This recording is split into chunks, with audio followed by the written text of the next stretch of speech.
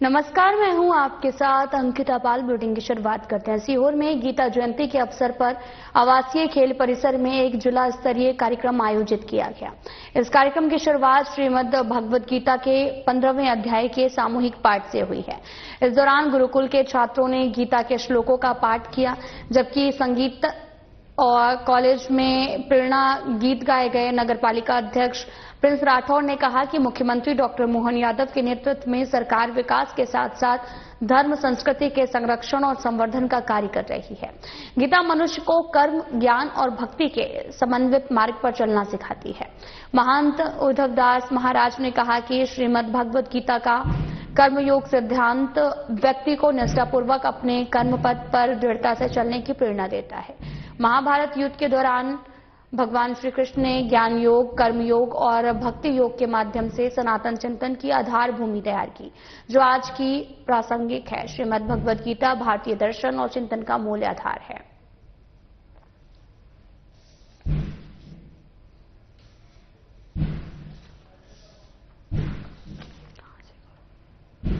आपको बताते चलें कि सीहोर में गीता जयंती के अवसर पर आवासीय खेल परिसर में एक जिला स्तरीय कार्यक्रम आयोजित किया गया। इस कार्यक्रम की शुरुआत श्रीमद् भगवद गीता के 15वें अध्याय के सामूहिक पाठ से हुई है। इस दौरान गुरुकुल के छात्रों ने गीता के श्लोकों का पाठ किया, जबकि संगीत कॉलेज ने प्रेरणा गीत गाए। नगर पालिका अध्यक्ष प्रिंस राठौर ने कहा कि मुख्यमंत्री डॉक्टर मोहन यादव के नेतृत्व में सरकार विकास के साथ साथ धर्म संस्कृति के संरक्षण और संवर्धन का काम कर रही है।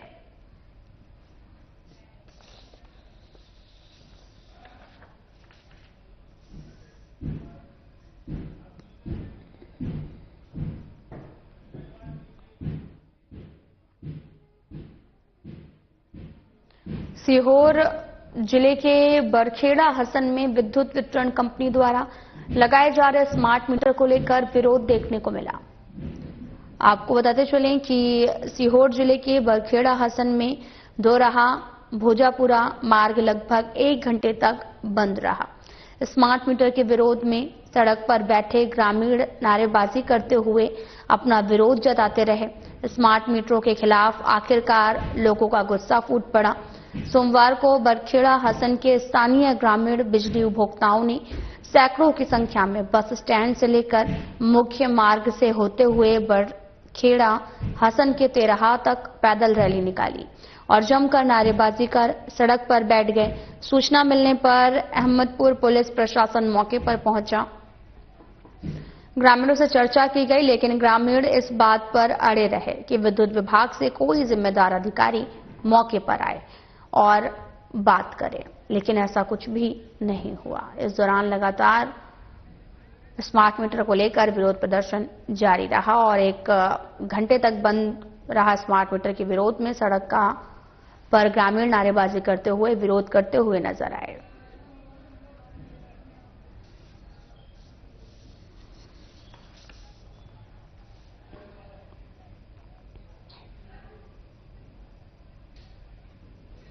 मोहन बड़ोदिया तहसील क्षेत्र के ग्राम मोहना में एफओसी मुख्यालय में बकाया बिल पर कुर्की जब्ती की कार्रवाई की गई है। समाधान योजना के अंतर्गत उपभोक्ताओं को समझाया गया है और बिल भी जमा करवाएं। बकाया बिल की वसूली ग्राम मांगलिया, मोहना और चौसला में की गई है, जिसमें 8 मोटर जब्त कर 80,000 रुपए के करीब वसूली की गई। इस दौरान संभागीय कार्यालय साजापुर की टीम, विनोद मेवाड़ा के साथ साजापुर की टीम और मोहन बड़ोदिया से कनिष्ठ यंत्री उदय भान सिंह और साथ ही आपको बताते चलें कि किरार राकेश योगी, लाइनमैन, आउटसोर्स कर्मचारी रवि जामलिया और अर्जुन जामलिया और लखन मौजूद रहे। वहीं कनिष्ठ यंत्री ने उपभोक्ताओं से अपील की कि शासन की समाधान योजना का लाभ ले रहे हैं और जब्ती कुर्की से बचें।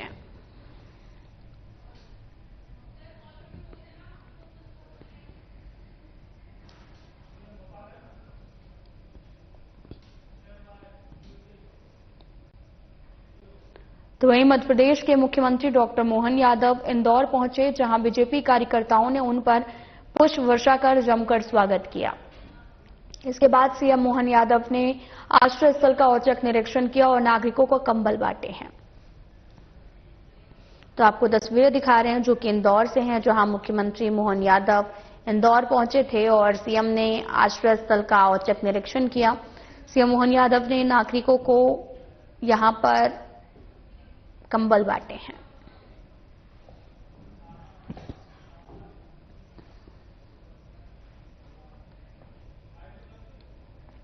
तो तस्वीरें आपको दिखा रहे हैं जो कि मध्य प्रदेश से हैं, जहां मुख्यमंत्री डॉक्टर मोहन यादव इंदौर पहुंचे, जहां बीजेपी कार्यकर्ताओं ने उन पर वर्षा कर जमकर उनका स्वागत किया है। इसके बाद सीएम मोहन यादव ने आश्रय स्थल का औचक निरीक्षण किया और नागरिकों को कंबल बांटे हैं।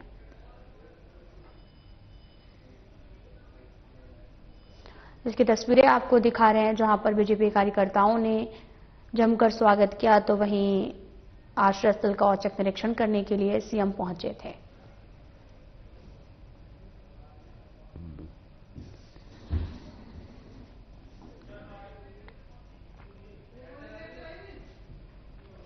मध्याह्न भोजन योजना, जिसके अंतर्गत पूरे देश के प्राथमिक और माध्यमिक विद्यालयों के छात्रों को दोपहर का भोजन निःशुल्क प्रदान किया जाता है, ताकि गरीब वर्ग के बच्चे समय पर स्कूल पहुंचें और अच्छा पौष्टिक भोजन बच्चों को मिले, ताकि उनका सर्वांगीण विकास हो सके। परंतु धरातल पर देखा जाए तो बच्चों के स्वास्थ्य के साथ खिलवाड़ हो रहा है। मध्याह्न भोजन के नाम पर गंदा, कीड़े और साथ ही इल्लियों वाला भोजन बच्चों को परोसा जा रहा है। एक ऐसा ही मामला भैरुंदा क्षेत्र अंतर्गत आने वाले शासकीय माध्यमिक शाला मागरोल में देखने को मिला, जहां मध्याह्न भोजन के नाम पर पलीता लगाया जा रहा है। छात्र छात्राओं को गुणवत्ताहीन भोजन परोसा जा रहा, जिसका विरोध ग्रामीण और पालक लगातार कर रहे हैं। जहां पालकों ने भोजन में अनियमितता और लापरवाही पूर्वक बनाने की बात कही और ग्रामीणों का कहना है कि विगत दिनों शाला में कढ़ी चावल बनाया गया, जो भोजन में कीड़े और इल्लियां दिखाई दी, जिसकी शिकायत शाला प्रभारी से की गई, लेकिन उनके द्वारा किसी प्रकार का कोई भी सुधार नहीं किया गया।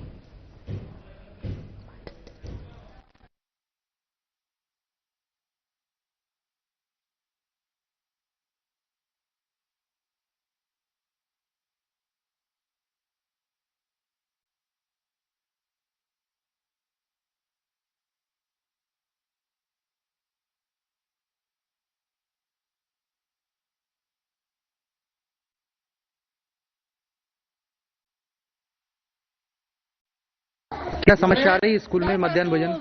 कड़ी चावल बने थे तो उसमें एक थाली मतलब 10 ईल निकल रही है, तो हमारे बच्चे ने नहीं खाए, घर ले जाकर रख दिया। तो फिर घर से मैंने अंदर से थाली बाहर लाके देखी तो बाहर उसमें ईल लग रही, 10 ईल चल रही, मतलब पड़ी है, तीर रही, उसमें चल नहीं रही। पई बोलते हैं अपन अपनी भाषा में। वो इल्ली, पई, धंधुरे, चींटी सब निकले उसमें।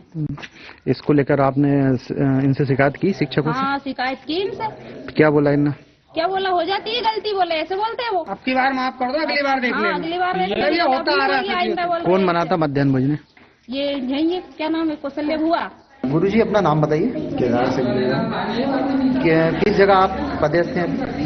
प्राथमिक शाला मांगरोल।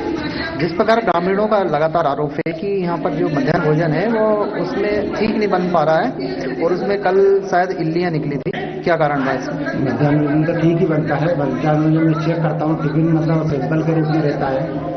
और परसों ताजा मई था कड़ी बनने के लिए, तो फट गया था।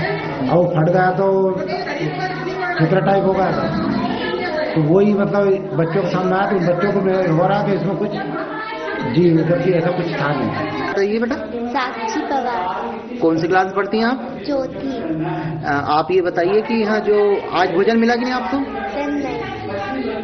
अभी जैसे 12 से ऊपर हुए हैं, खाना नहीं मिला आप लोगों को? नहीं। जैसे रोज जो भोजन मिलता है वो अच्छा मिलता है आप लोगों को?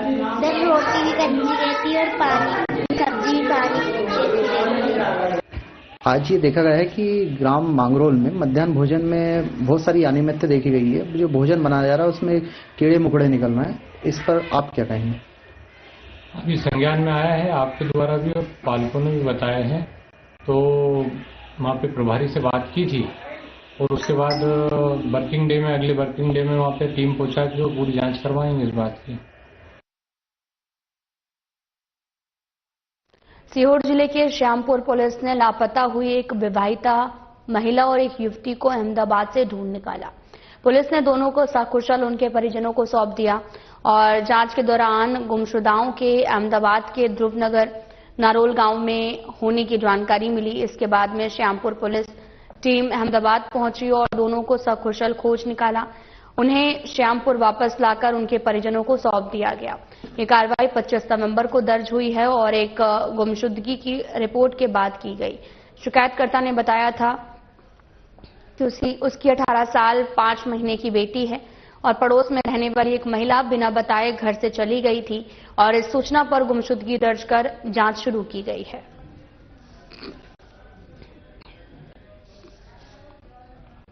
सीहोर से मामला सामने आया, जहां सीहोर जिले की श्यामपुर पुलिस ने लापता हुई एक विवाहिता महिला और एक युवती की अहमदाबाद से उसे ढूंढ निकाला है।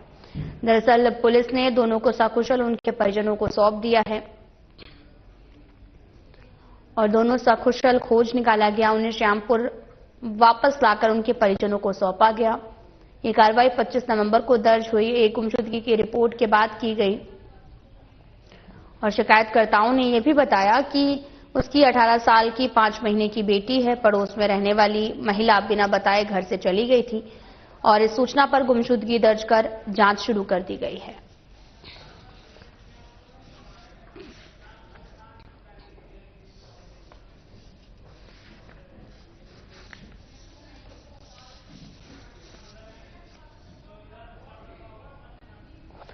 तो आपको बताते चले कि पूरा मामला सीहोर से सामने आया, जहां पुलिस ने दोनों को सकुशल परिजनों को सौंप दिया है और इस पूरे मामले की जांच पड़ताल जारी है। लापता हुई विवाहिता महिला और एक युवती।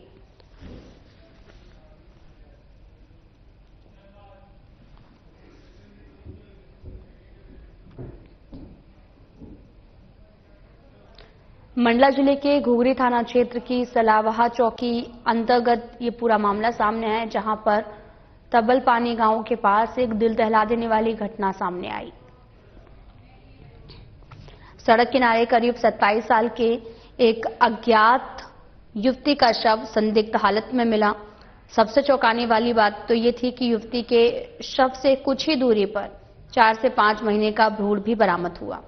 स्थानीय लोगों ने शव को देखा और तत्काल पुलिस को सूचना दी।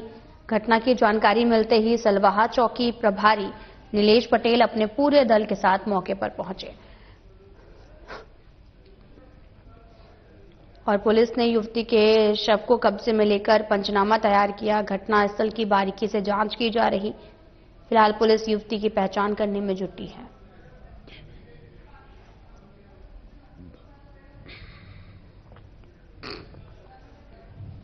तो पूरा मामला मंडला जिले से सामने आया, जहां मंडला जिले के घुघरी से सामने आया और इस दौरान सलवाहा चौकी अंतर्गत तबलपानी गांव के पास एक दिल दहला देने वाला जो मामला है वो सामने आया और स्थानीय लोगों ने शव को देखा और तत्काल पुलिस को सूचना दी है।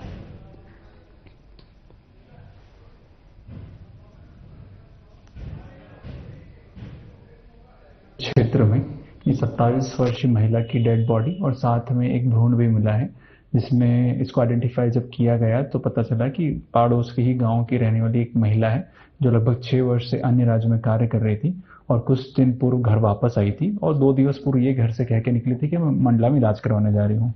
उसके बाद पुलिस को ये डेड बॉडी की सूचना मिली है, जिसके आधार पर पुलिस ने और एफएसएल की टीम ने अब इसको पोस्टमार्टम के लिए भिजवाया है और ये पता करने का प्रयास किया जा रहा है कि किन परिस्थितियों में महिला की मृत्यु हुई है। प्रथम दृष्टया ये ऐसा लग रहा है कि महिला की डिलीवरी भी उसी स्थल पे हुई है।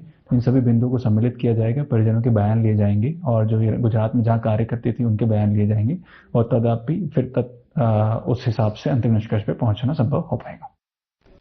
सीहोर में गीता जयंती के पावन अवसर पर जिला जेल में गीता का पाठ किया गया, जिसमें जेल अधीक्षक की ओर से दीप प्रज्वलित किया गया। उप निर्देशक ने देव प्रतिमाओं पर पुष्पहार अर्पण किया और गायत्री परिवार के उप जोन प्रभारी ने सभी कैदियों को गीता के 15 अध्याय का वाचन कर महत्व को बताया। गायत्री परिवार के जेल में निरंतर कार्य करने वाली राष्ट्रीय जेल प्रभारी के नेतृत्व में ये कार्यक्रम संपन्न हुआ है।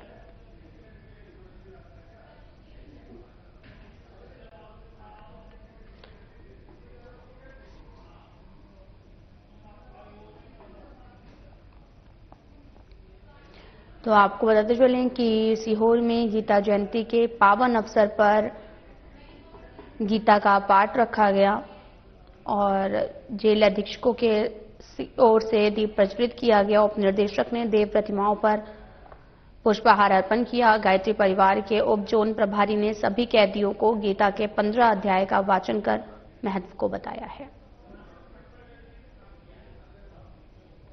तो आपको बताते चले कि सीहोर में गीता जयंती का पाठ रखा गया और गायत्री परिवार के उप जोन प्रभारी ने सभी कैदियों को गीता के 15 अध्याय का वाचन कर महत्व को बताया। गायत्री परिवार के जेल में निरंतर कार्य करने वाले राष्ट्रीय जेल प्रभारी के नेतृत्व में कार्यक्रम संपन्न हुआ है।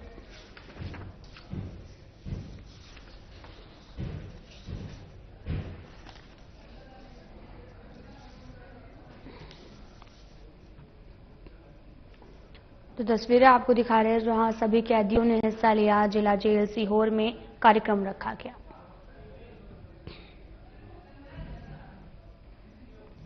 तो आपको बताते चलें कि परसिया रोड स्थित डॉक्टर बाबा साहब अम्बेडकर प्रतिमा परिसर पर संविधान दिवस का भव्य आयोजन किया जाएगा, जहां पर सुबह 11 बजे से शाम 5 बजे तक चलने वाले इस कार्यक्रम में एससी, एसटी, ओबीसी और माइनॉरिटी समाज के सभी प्रमुख संगठन एक साथ शामिल होंगे। आयोजकों में भारतीय संवैधानिक महासंघ के जिला महासचिव एडवोकेट देवेंद्र वर्मा ने बताया कि संविधान केवल एक दस्तावेज नहीं है, बल्कि करोड़ों भारतीयों के सम्मान, अधिकार और समान अवसरों की गारंटी है।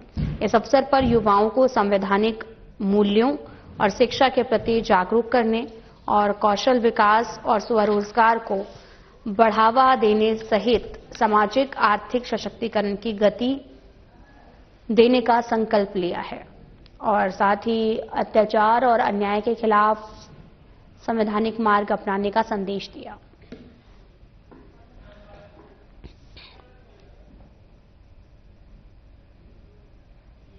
बुधनी के दशहरा मैदान में चल रही श्रीमद् भागवत प्रज्ञा पुराण कथा में मुख्य अतिथि के रूप में केंद्रीय कृषि मंत्री शिवराज सिंह चौहान के प्रतिनिधि के रूप में कार्तिकेय चौहान का आगमन हुआ। उन्होंने कार्यक्रम को संबोधित करते हुए कहा कि गायत्री परिवार द्वारा चलाए जा रहे स्वास्थ्य, स्वावलंबन, पर्यावरण, नारी जागरण और व्यसन मुक्ति और कुरीति उन्मूलन द्वारा जनमानस के ऊपर पड़ रहे विपरीत प्रभाव का विस्तृत रूप से उल्लेख किया। श्रीमद् भागवत प्रज्ञा पुराण का पूजन करने के बाद कथा व्यास अमृत से आशीर्वाद भी लिया है।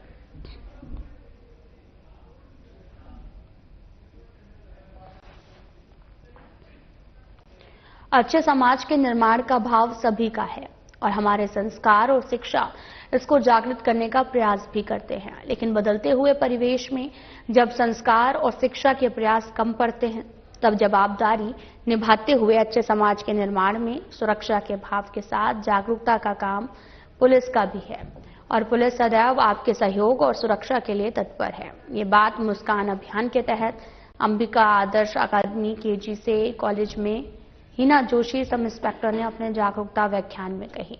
मुस्कान अभियान के तहत गुम हुए बच्चों को ढूंढकर पुनः अपने पालकों का मिलाने के लिए पुलिस प्रयास के बारे में बताया। इसके साथ ही किस तरह यह अभियान पूरे देश में गुम हुए बच्चों को ढूंढने में अपनी सार्थकता साबित कर रहा है, इसकी जानकारी दी। उन्होंने छात्र छात्राओं को अच्छे समाज के निर्माण में बेखौफ होकर अपनी भूमिका निभाने पर जोर दिया।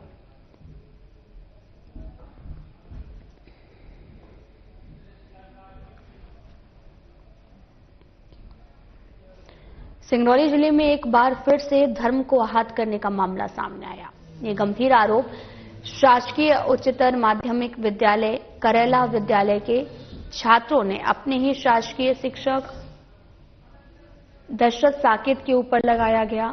हालांकि पूरे मामले को लेकर शिक्षा अधिकारी ने बताया कि एक सप्ताह के भीतर टीम बनाकर जांच कराई जाएगी। जो भी दोषी होगा उसके खिलाफ कड़ी कार्रवाई की जाएगी। कुछ छात्रों ने कलेक्ट्रेट कार्यालय पहुंचकर कलेक्टर और शिक्षा अधिकारी से इस बात की शिकायत की है। विद्यालय में पदस्थ शिक्षक दशरथ साकेत द्वारा छात्र छात्राओं को हिंदू धर्म से जुड़े बच्चों को परेशान किया जाता है। इन छात्रों का गंभीर आरोप है कि विद्यालय में मां सरस्वती की पूजा करने पर परेशान किया जाता है।